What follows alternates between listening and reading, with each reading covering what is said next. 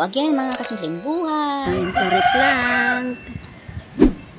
Tutuyo na ang aking mga mayana. I-replant ko yan.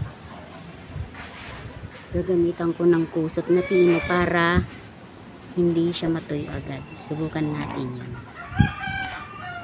At ito na nga, bago natin pagbubunutin o pagpuputulin mga yan para ma-replant, diligan muna ng maraming tubig para lumambot yung kanyang lupa para hindi tayo mahirapan magbunot. Ito na nga, kumuha muna ako ng aking tungtungan para aking maabot. Alam nyo naman, problem height. Inumpisahan ko ng pagpuputulin. Madali na lang po siyang putulin at o di kaya bunutin dahil diniligan ko muna siya para lumambot yung lupa. At yung pinong kusot pala na ginamit ko, binabad ko muna sa tubig, sa may timba. Para pag nilagay, may tubig na siya. Hindi na kailangan diligan, diba, para nasipsip pa yung maraming tubig.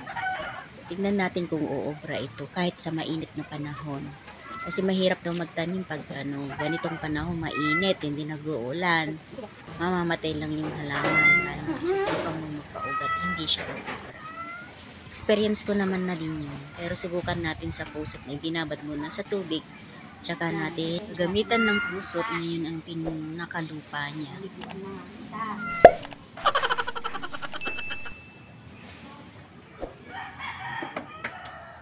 Sabi ko sa iyo, huwag kang maghiga-higa sa ulitan. Yung itsura mo, wala ka dyan.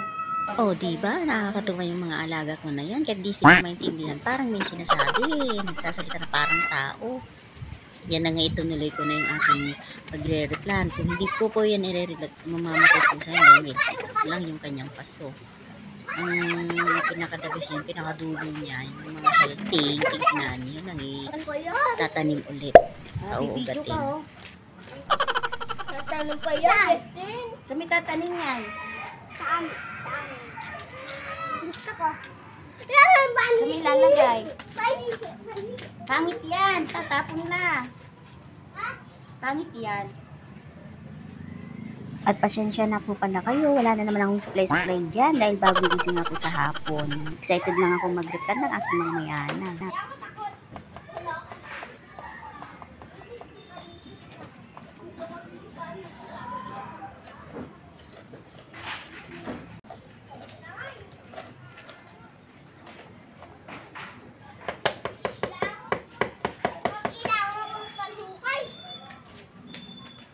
Eh, matigas dun eh. Puro bato. Kailangan ko bang hukay? Ano yan? Wala kusot. Ano to? Walis din mo matamaan ka. Ano yan? Ah!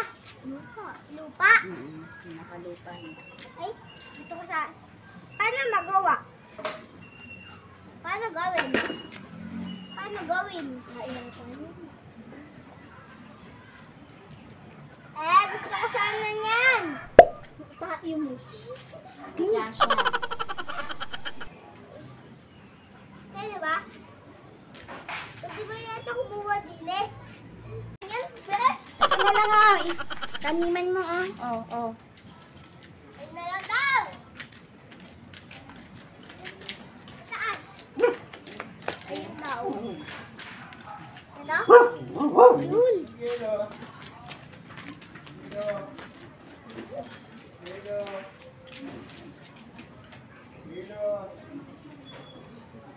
Megapon dito, 10 ban. Dapat pala may megapon dito.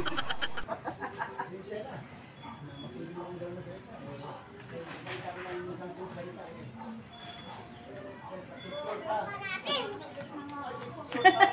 Kailangan pa namin.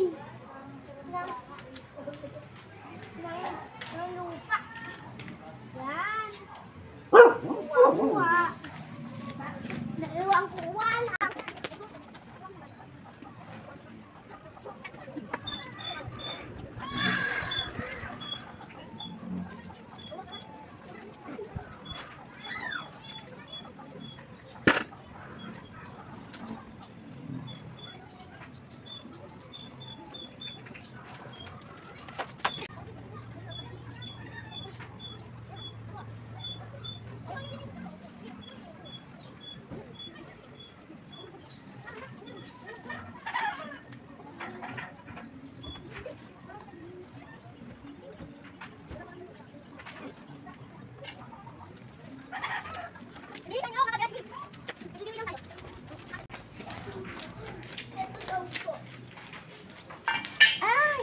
Yung cookie yan. Saan nakita yan?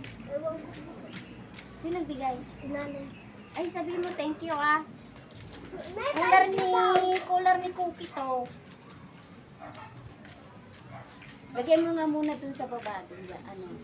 Dun sa lahat ng cake dyan, sa baba. ito dalawa. Kailangan na. Natutubo pa din to. Natutubo pa din to. Tanggal mo to. Oh. Yan o, meron ng supling yan. Ayan, anong supling na. Ayan o. Yan, may supling.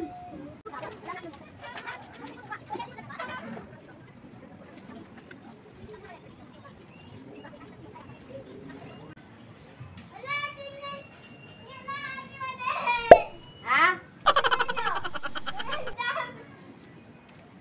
Lagi mong diligan yan ha. Bakit? Ganda, Jessie. Ganda. Tara, kuha pa tayo. Tama na, hindi na mabubuhay yung maraming kaagaw. Andi na yung mga buhay. Oo. Siyempre, nagsiksikan mo. Kuwan. Lalagay ko na lang sa may ibang, ito mas malaki.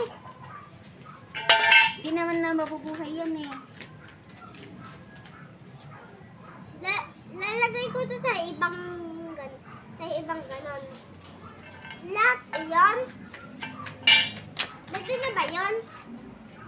Pwede na, mabubuhay pa rin yun eh.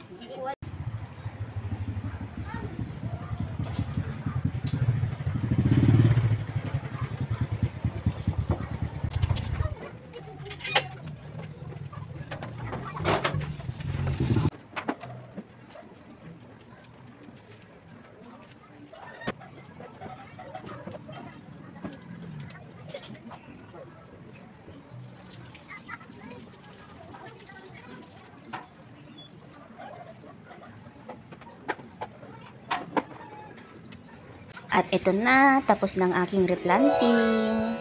O, diba? Sana hanggang bukas, ganyan pa rin ang itsura. Hindi malalanta. Dahil yung kusot na nilagay, may nababaran naman ng tubig. O, ayan, diba? Tapos, itong sa baba, pulang-pula na yung mga bulaklak ng aking mga December cactus. O, diba? Kahit maliit lang ba, basta may mga halaman sa paligid, maganda na at nakaka-refresh ng mind. O, diba? Thank you for watching, mga kasimpleng buhay. See you on my next video.